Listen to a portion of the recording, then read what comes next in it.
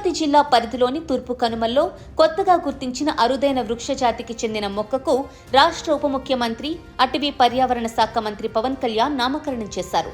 యూఫోర్బియేసి కుటుంబానికి చెందిన ఈ కొత్త జాతికి క్రోటన్ ఉబ్బలమడుగెన్సిస్ అని పేరు పెట్టారు.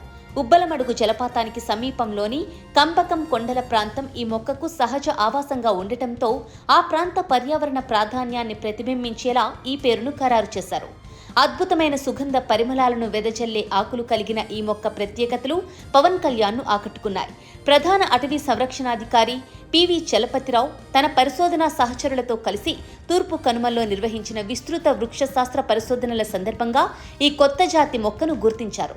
శాస్త్రీయ పరిశోధనల్లో సమీప సంబంధిత జాతి అయిన క్రోటన్ ఆరోమాటికస్తో పోలిస్తే ఈ మొక్క ప్రత్యేకమైన నిర్మాణం, పునరుత్పత్తి లక్షణాలను కలిగి ఉన్నట్లు నిర్ధారించారు. ఈ ఆవిష్కరణ తూర్పు కనుమల అపార జీవ వైవిధ్య సంపదను ప్రతిబింబించడమే కాకుండా ఆ ప్రాంతంలో మరింత లోతైన శాస్త్రీయ పరిశోధనల ఆవశ్యకతను చాటింది. అత్యంత పరిమిత ప్రాంతంలో మాత్రమే కనిపించడం, సహజ ఆవాసాలపై పెరుగుతున్న ముప్పు, క్రోటన్ ఉబ్బలమడుగెన్సిస్ జాతిని అంతరించిపోయే ప్రమాదంలో ఉన్న జాతిగా పరిశోధకులు గుర్తించారు.